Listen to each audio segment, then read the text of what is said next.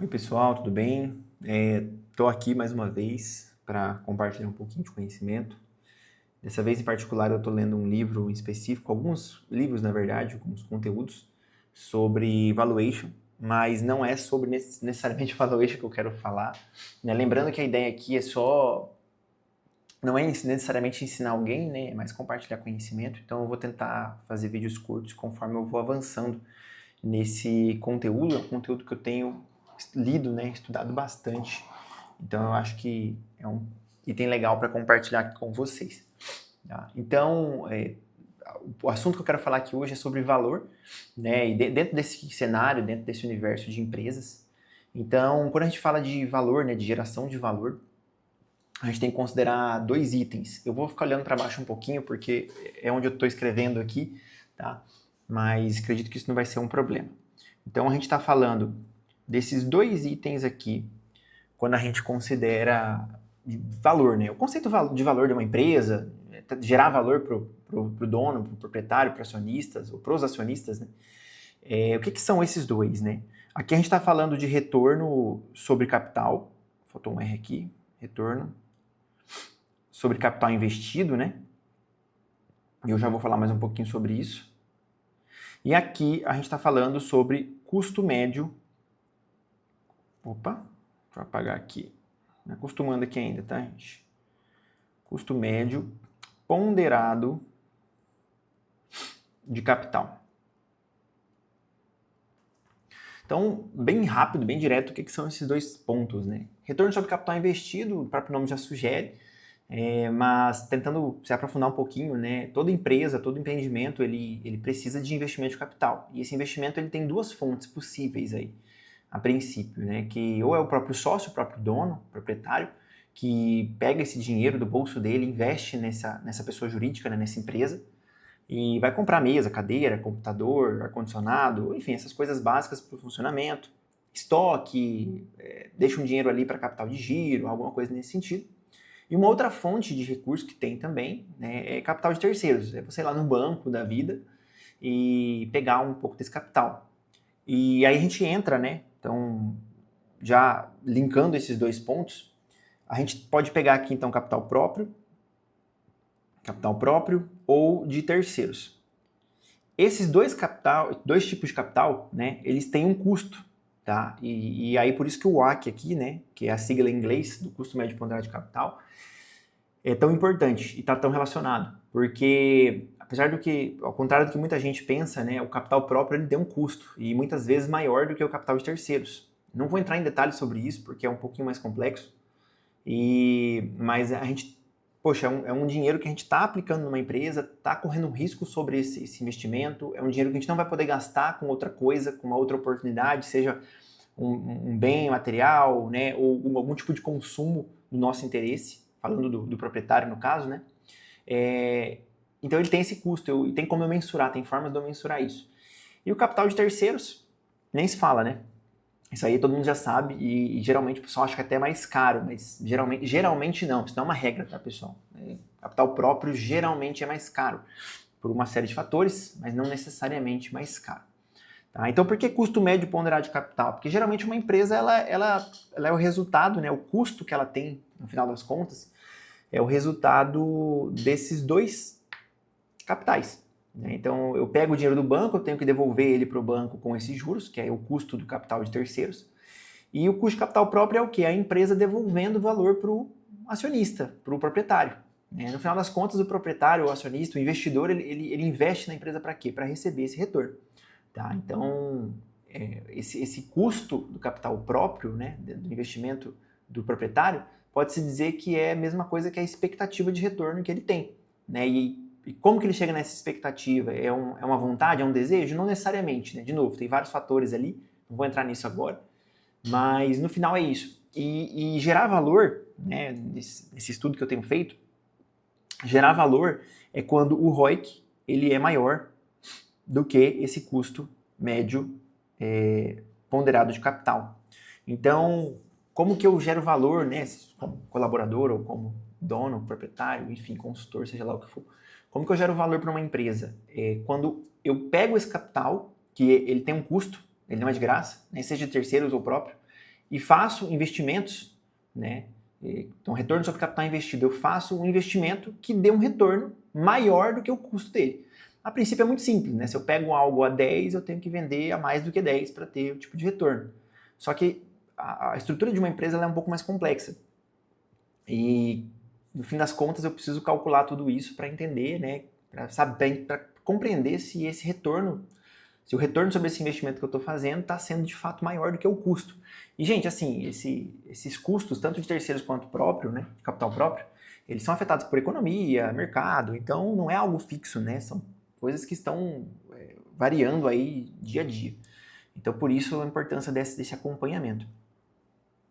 E aí um dos pontos principais, né, nessa introdução sobre esses conceitos mais básicos, alguns autores trazem aí, né, como que as lideranças, como que os C-levels lá, né, CEO, CFO, enfim, gerentes e tudo mais, como que esse foco, essa cobrança do curto prazo, ela vai na contramão, geralmente, né, dessa geração de valor. E trazem até esse conceito de que criar valor para o acionista, né, como eu falei, a empresa ela existe para isso, para criar valor hoje, amanhã e depois, né, para o acionista dar esse retorno maior do que o investimento que foi feito, não necessariamente é igual à maximização de lucros no curto prazo. Por que isso? Né? Maximizar lucro no curto prazo eu tenho N maneiras de fazer. N maneiras de fazer. E um dos pontos que eles trazem, né, essas leituras que eu fiz, que é bem interessante, é que questões como, por exemplo, P&D, que é Planejamento e Desenvolvimento, existem casos em que vários executivos, né, CFOs, tem até uma pesquisa que 80% dos CFOs entrevistados reduziram gastos com marketing ou P&D, né, que é Planejamento e Desenvolvimento, Pesquisa e Desenvolvimento, desculpa, tá? Para ter um retorno de curto prazo. Tem a cobrança, né? Eu preciso de retorno, preciso mostrar bons números, e aí você acaba cortando coisas que no longo prazo vai te trazer problema. Então, né, se você para com o marketing, para com a divulgação, promoção dos seus produtos ou serviços, se você para com a pesquisa e desenvolvimento de melhorias, de inovações, de melhoria de qualidade, aumento de qualidade, você vai perdendo um negócio muito importante, que é a vantagem competitiva. Então, depois eu até quero falar também sobre planejamento estratégico, que está muito ligado a isso, né? Mas o que faz uma empresa, o princípio da criação de valor, né? O princípio que norteia a criação de valor é vantagem competitiva. De novo, se eu tenho que fazer um investimento, esse investimento tem que me trazer um retorno maior do que o meu custo de capital médio aí, né, total. E eu vou fazer isso como? Né? Eu preciso vender. Eu preciso vender num preço que faça sentido, eu preciso que os clientes sejam fidelizados. Então a gente entra em toda aquela complexidade da gestão, da administração como um todo, né? Mas a vantagem competitiva ela é essencial, não é nem importante, ela é essencial. E quando eu deixo de investir em itens, como por exemplo, existem outros, claro, mas quando eu deixo de investir em pesquisa e desenvolvimento, por exemplo, eu estou minando o meu futuro. Porque para uma empresa continuar gerando retorno positivo, ela precisa continuar se desenvolvendo. A concorrência vai se desenvolvendo, né? Até um dos itens que eu vi, que eu até anotei aqui, que a concorrência ela tende a corroer essa vantagem competitiva sua.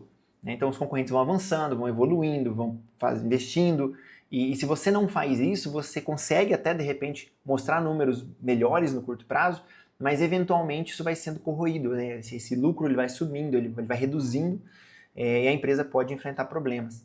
Tá? E misturei um pouco os assuntos, né? Tá tudo muito interligado, se a gente for puxar todos os braços aí, a gente não acaba nunca, mas por que eu trouxe essa questão do P&D, por exemplo, né? Da pesquisa e desenvolvimento, olhando para um longo prazo?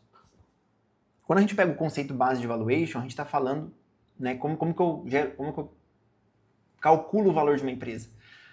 Eu vou olhar para o futuro, eu vou sim olhar para o histórico como um embasamento, mas eu preciso olhar, né, questões políticas, econômicas, mercado e tudo mais, e vou olhar a expectativa de geração de caixa dessa empresa para os próximos anos. Quando a gente investe em algo, a gente investe em algo não pelo que ele já deu de resultado, mas pelo que eu espero. É claro que se eu olho para trás e o histórico é muito bom, é muito positivo, eu tendo a acreditar que ele vai continuar desse jeito, mas isso não necessariamente vai acontecer, por isso que envolve pesquisa de mercado e tudo mais. Né? Mas, então, quando eu falo de colocar valor em algum investimento, né, e investir numa empresa, é isso, eu estou apostando no que ela vai me trazer de retorno positivo. Tá? Então, quando eu compro uma ação, por exemplo, né, ou mesmo invisto em algum negócio aqui local, né, na cidade, com um amigo seu, um familiar, você está colocando aquele dinheiro, está abrindo mão daquele dinheiro naquele momento para ter um retorno maior. E, de novo, aí linkando agora com o que eu falei antes, né, do P&D. Se eu deixo de aplicar de fazer investimentos em coisas que vão melhorar essa minha vantagem competitiva, vão tornar a minha empresa, né, a nossa empresa, enfim, a sua empresa, uma empresa com mais vantagem competitiva, você está minando essa capacidade de geração de caixa futuro. E, consequentemente, você está reduzindo, né? A gente tem uma tendência de redução desse retorno sobre o capital investido. Você começa a ter um retorno menor. E o momento que esse retorno, né, que esse ROIC, ele for menor do que o custo, então você não consegue devolver, né, você empresa no caso, né, pensando na empresa, a empresa não consegue devolver um retorno bacana, um retorno positivo dentro da expectativa dos investidores e também não consegue pagar bancos, como a gente usou de exemplo aqui no capital de terceiros, você entra em insolvência, tá? Então, acho que resumindo tudo isso, né, o que é valor quando a gente fala da parte de empresa? É gerar um retorno aí, né? Pegar esse recurso, aplicar ele da melhor forma possível, de maneira que ele consiga pagar, né? Pagar os bancos, pagar os sócios de uma maneira satisfatória, dentro da expectativa, dentro da realidade, né, daquele mercado, daquele último ano, últimos meses, enfim. E se sobrar, melhor ainda, né? Porque daí a gente fica com recurso ali na empresa para reinvestimento, como a gente vê, é importante, né? Mas resumindo, eu acredito que seja por aí.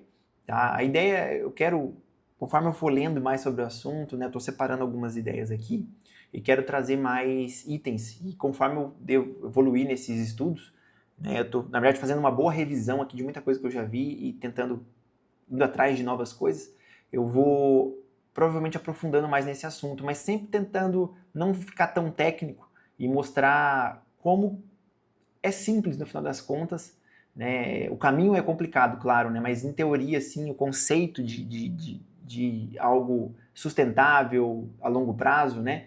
Algo positivo dentro da gestão de empresas, no fim, a ideia é simples. A gente tende a complicar, a tornar mais complexo, né? Trazer muitos conceitos, muitas coisas, mas a gente tem sempre que tentar transformar esses conceitos, essas teorias dentro da nossa realidade ali, independente do tamanho da empresa, né? E, enfim, tentar trazer esses retornos mais positivos possíveis. Bom, por hoje era isso. Acredito que tenha conseguido contribuir alguma coisa aí aos curiosos ou a quem realmente buscou em específico esse conteúdo. Até mais, gente.